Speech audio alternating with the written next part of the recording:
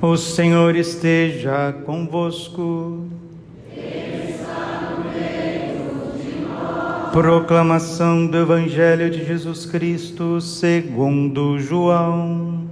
Glória a vós, Senhor.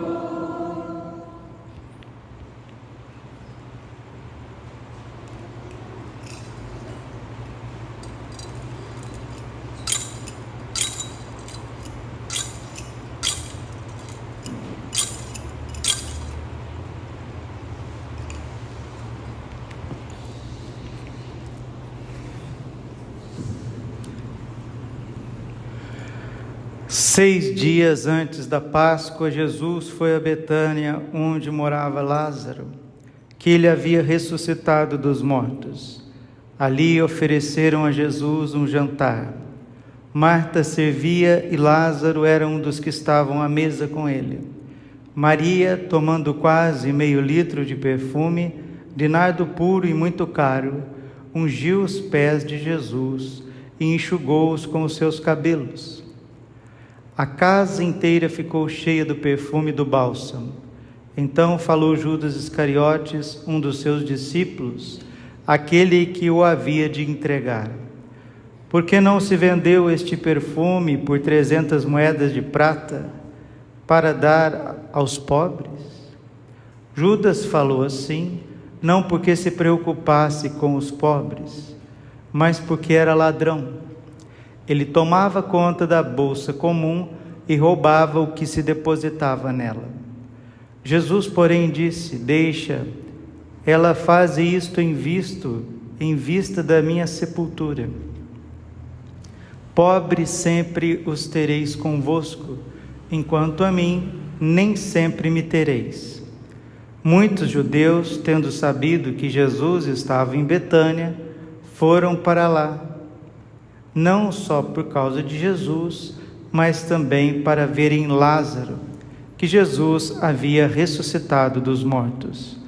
Então os sumos sacerdotes decidiram matar também Lázaro, porque por causa dele muitos deixavam os judeus e acreditavam em Jesus. Palavra da salvação. Ave Maria, cheia de graça, o Senhor é convosco. Bendita sois vós entre as mulheres, e bendito é o fruto do vosso ventre, Jesus. Santa Maria, Mãe de Deus, rogai por nós, pecadores, agora e na hora de nossa morte. Amém.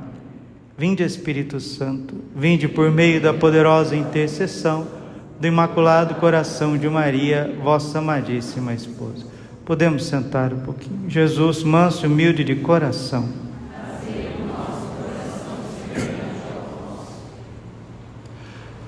Segunda-feira Santa, Semana Santa, Semana das Dores, Semana de penitência, de reconciliação com Deus, com os irmãos. Momento de meditarmos a profundeza da palavra de Deus, da liturgia, e mais uma oportunidade que Deus nos dá para sairmos melhores do que entramos nesse mês, nessa semana, nesse ano. Páscoa é passagem, Páscoa é renovação. O Papa Bento XVI, ele diz assim: não tem direito de cantar o Glória na manhã da ressurreição quem não chorou os seus pecados na sexta-feira da paixão. Essa semana é a semana de chorar os pecados. E Deus tem o poder de criar em nós um coração que seja puro, de devolver a nós um espírito decidido. Deus tem o poder e Ele quer dar esse presente para nós. O maior presente que Deus pode dar para a humanidade é o arrependimento dos seus pecados. Pecado nada mais é do que um ódio obstinado contra a Santíssima Trindade. Dizer que nós somos pecadores e que odiamos a Deus é a mesma coisa. Nós odiamos a Deus no fundo do nosso coração. Que isso? Não, isso não acontece comigo não. Eu amo a Deus. Você ama porque Deus criou a graça, te deu a graça para você amá-lo de volta. Sem a graça, todos nós somos inimigos de Deus. Romanos capítulo 3, versículo 20. Todos estamos privados da glória de Deus. Porque o São Paulo mesmo vai dizer, nesses 3 capítulos da carta aos Romanos, capítulo 3, 4 e 5, dessa inimizade, desse litígio que o ser humano adquiriu contra Deus.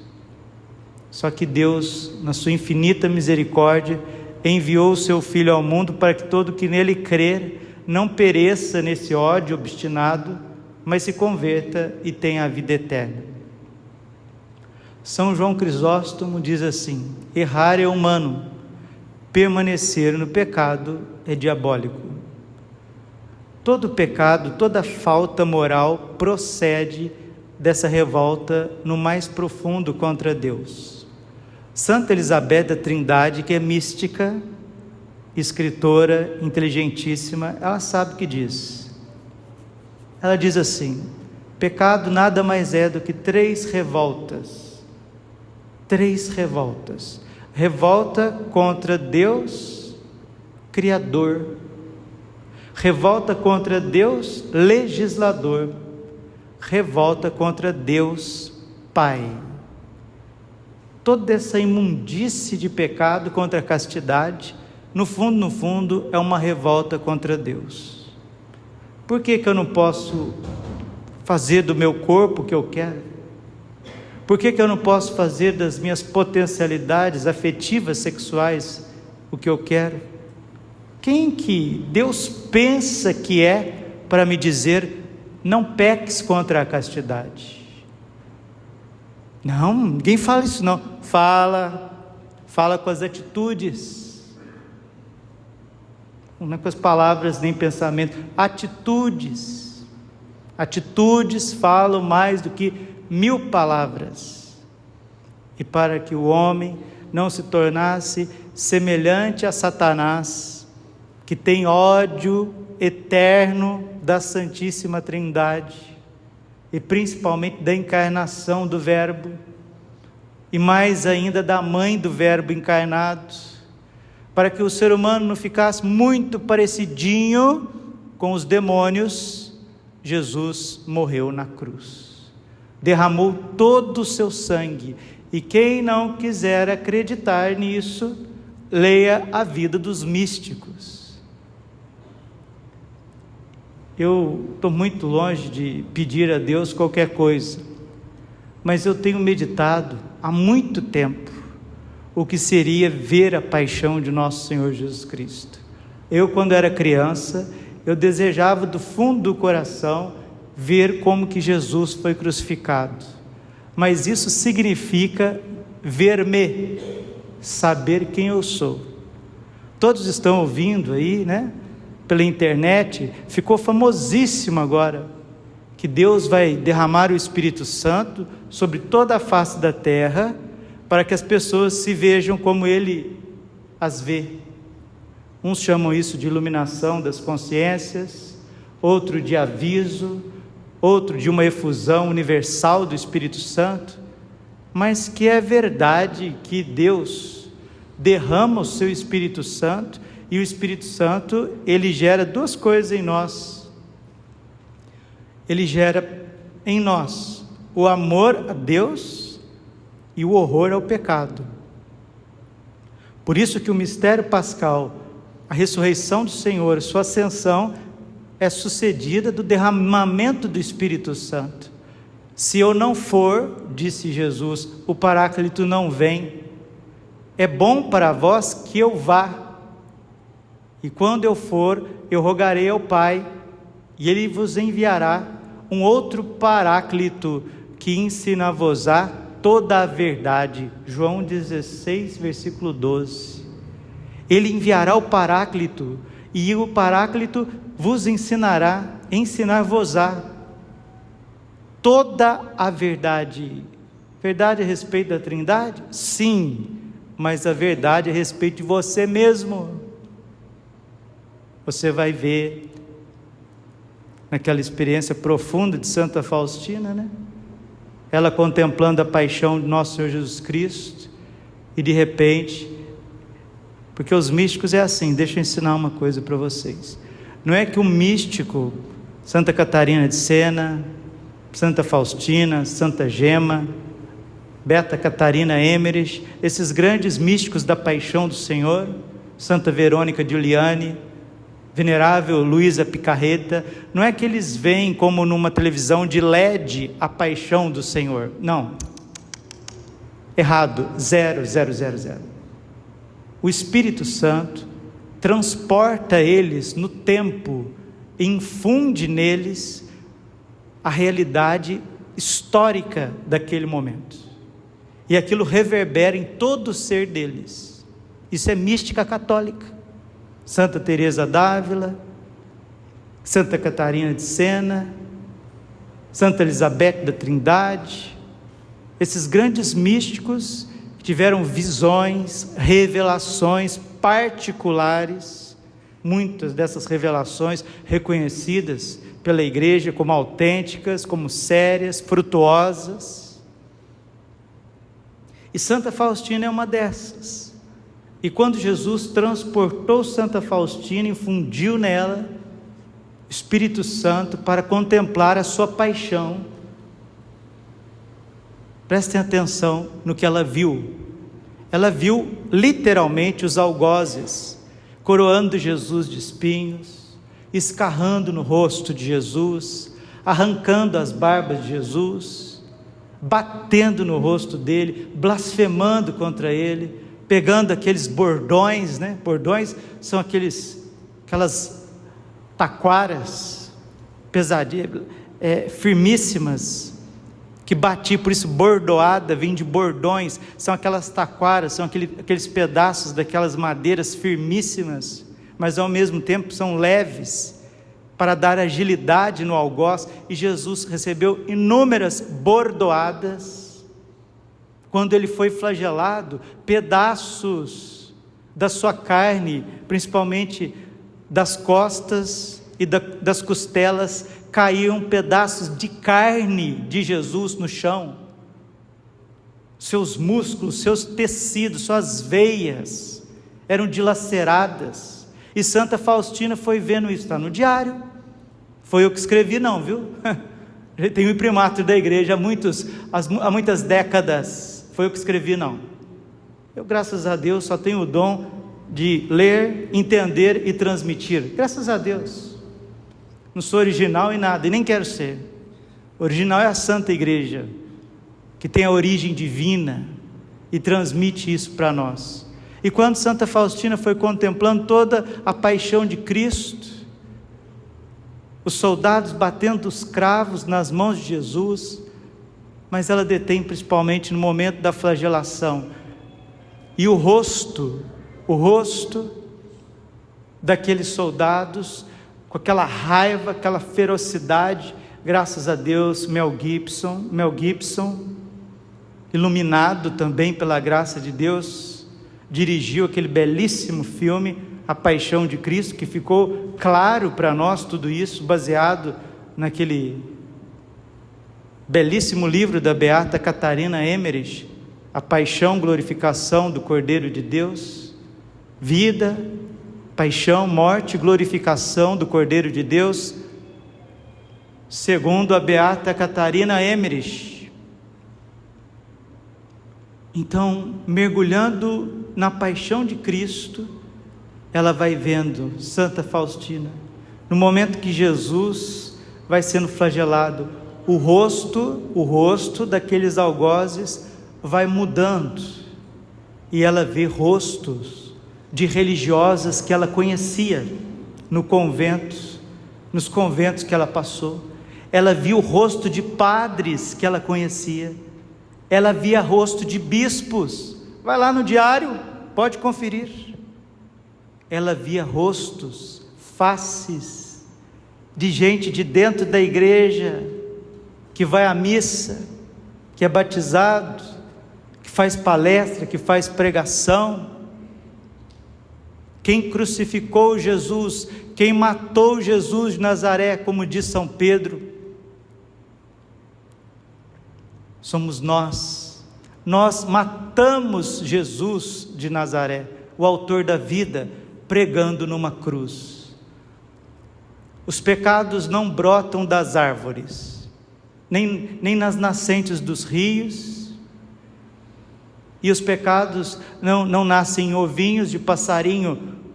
Os pecados do mundo, que dilacerou o Cordeiro de Deus, que fez com que Jesus padecesse tudo isso, saiu do meu e do seu coração.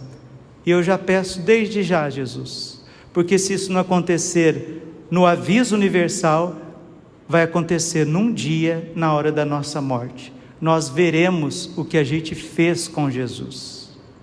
E sem essa experiência da verdade total, ninguém entra no reino dos céus. Por isso que alguns santos, como Santa Catarina de Sena, tremia que nem uma vara verde, só de ouvir a palavra pecado. Por isso São Domingos Sávio, com 14 anos, ele dizia: antes morrer do que pecar.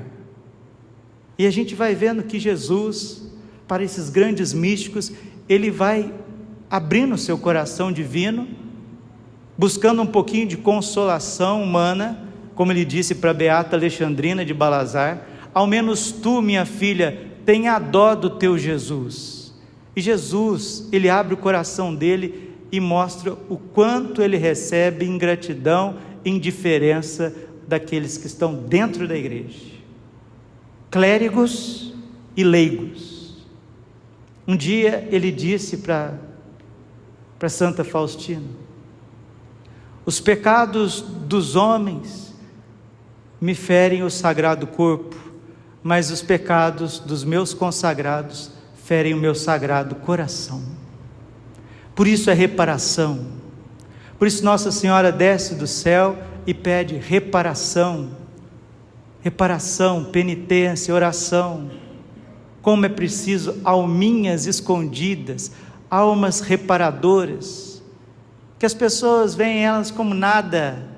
E uma dessas almas reparadoras, que a gente acaba de contemplar aqui no Evangelho dessa segunda-feira santa, é Santa Maria Madalena.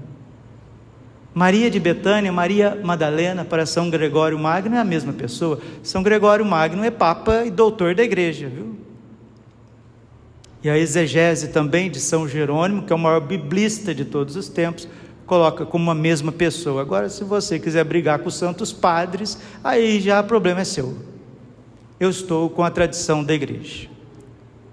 E Santa Maria Madalena, ali lavando os pés de Jesus, chorando os seus pecados e derramando um vaso de nardo puro, versículo 3, João 12, versículo 3. Maria, tomando quase meio litro de perfume de nardo puro e muito caro, ungiu os pés de Jesus e enxugou-os com os seus cabelos. A casa inteira ficou cheia do perfume do bálsamo. Então falou Judas Iscariotes. Aqui nós temos um modelo de alma reparadora e de uma alma traidora. Fica quietinho, vamos ouvir a santa pregação da palavra. Então falou Judas Iscariotes, um dos seus discípulos, aquele que o havia de entregar.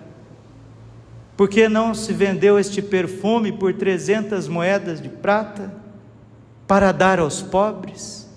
Judas sabe quanto que vale o perfume, 300 moedas de prata, mas para Judas, Jesus vale 30 moedas de prata, 10 vezes menos.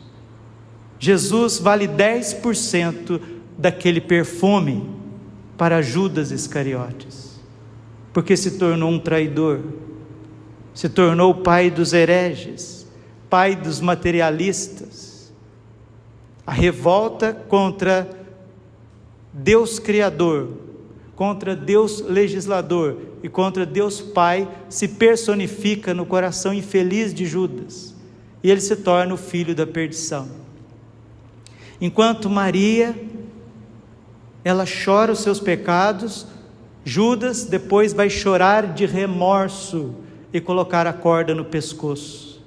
Enquanto Maria derrama o seu nardo puro, Judas quer meter a mão no dinheiro dos apóstolos, no dízimo. Enquanto Maria ajoelha aos pés de Jesus, Judas usa os seus pés para sair e trair Jesus. Enquanto Maria enxuga os pés de Jesus com os seus cabelos, Judas usa os seus lábios para beijar Jesus num beijo de traição e de entrega. Errar, pecar é humano, perseverar no pecado é diabólico. Aqui nós temos um modelo de dois pecadores, um pecador arrependido e um pecador empedernido. E na Santa Cruz nós vamos ter de novo o modelo de dois pecadores: o bom ladrão, um pecador arrependido, humilde, que pede perdão, confia, ainda tem força reparadora para defender Jesus. O primeiro apologeta da história da igreja é Dimas, no alto da cruz, que defende os direitos de Deus. Antes de ser teológico, antes de ser político, antes de ser filantrópico, nós temos que ser cristocêntricos. O nosso amor precisa ser por Jesus. Ele é o nosso respiro, nosso suspiro e a nossa vida, como dizia São Francisco de Assis.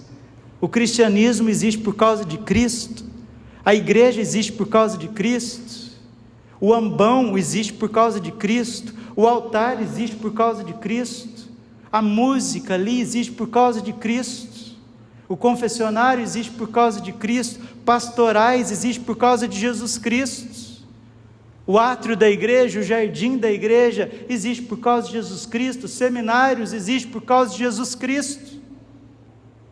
Que vergonha nós não amarmos Jesus Cristo dentro da sua casa. Que feio, que horrível aos olhos dos anjos e dos santos. E é isso, errar é humano, permanecer no erro é diabólico. Está vendo? É claro. E o pecado, ele embota a inteligência da pessoa. A pessoa vai ficando, embotação da inteligência, isso tem nome, chama-se ignorância invencível. O Padre Léo falava, né, uma palavrinha diferente. Anta, só anta. Está em processo de beatificação. E é assim mesmo. Que não estava xingando ninguém, não. Ele estava mostrando a realidade, para ver se a pessoa acorda. E é isso que o Espírito Santo vai fazer conosco. Não sei se é daqui 5 anos, 10 anos, 15 anos, mas que nós estamos muito perto de uma intervenção divina, das duas uma. Ou uma intervenção divina para gerar em nós a verdade a respeito de Deus e de nós mesmos, ou caminharemos para um abismo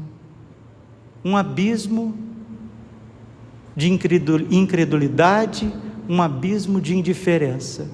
Judas caminhou para o abismo, Maria caminhou para a cruz e para o céu. Que essa semana seja uma semana de transformação, não mais uma semana de encenação. Corremos muito risco de encenar a paixão de Cristo e não deixar que ela penetre no mais profundo do nosso coração. No parágrafo 1559, 1560, nosso Senhor Jesus Cristo diz a Santa Faustina: minha filha, deves saber o que acabas de viver agora é o que por ti mesma e apenas pela minha graça és participante da vida eterna e de todos os dons que te concedo generosamente. Tudo que vivemos e viveremos é dom de Deus. Ninguém que hoje tem um poder constituído tem o poder por si mesmo. Foi dom de Deus para o serviço de Deus e dos irmãos, não para ideologias pessoais ou de grupos. E nós temos que resistir a essa tentação de Judas de querer fundar uma religião dentro do cristianismo. E para resistir às tentações a nível do espírito e tentações da carne, Jesus dá 5 dicas para Santa Faustina. E ele quer mostrar para nós 5 orientações, 1560. Que essas orientações do próprio coração de Jesus possam impregnar na nossa alma. Hoje, depois da Santa Comunhão, Jesus deu-me novamente algumas orientações. Primeiro, não lute sozinha com a tentação, mas conta imediatamente ao confessor. Então a tentação perderá toda a sua força. Está vendo? São José Maria Escrivá, ele falava de um demônio mudo. A pessoa está passando por dificuldade, passando por nervosismo, está passando por coisa, não abre o coração com ninguém, nem com os familiares, nem com um amigo e nem com o padre. Por isso que infarta, por isso que surta. Jesus está falando, abre a sua boca, mas abre a sua boca, homem, para falar as suas misérias, não abrir a sua boca para encher os cornos de cachaça, ou de droga, ou de pornografia. Senão você está se destruindo e ferindo o coração do teu Deus que te ama. Segundo o conselho do coração eucarístico de Jesus, Jesus misericordioso, quando formos tentados, porque Maria foi tentada e Judas foi tentado. Maria resistiu aos pés de Jesus. Judas cedeu, porque foi orgulhoso. Segunda orientação, nossas provações, e nessas provações da vida, não percas a paz. Vive na minha presença, pede o auxílio de minha Mãe Santíssima e dos santos. Está vendo que Jesus Cristo é católico? Jesus é católico, porque ele ensina a recorrer à Virgem Maria e aos santos, enquanto tem gente, que quer ser só ele Deus, ele é especial. Deixa eu contar um segredinho. Sabe por que Simão Pedro, não foi para o inferno? Porque ele recorreu a Nossa Senhora e São João. Ele foi humilde.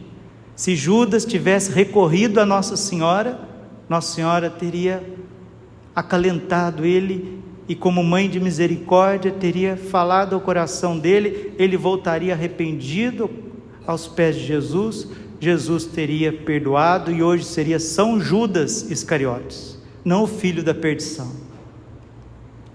Terceiro conselho de Jesus, para você ser gente, para você ser mulher, para você ser homem, para nós sermos gente de verdade, seres humanos, normais, que erram, mas que não quer permanecer no erro, que falha, mas que não quer permanecer na falha, que peca, mas não quer permanecer no pecado.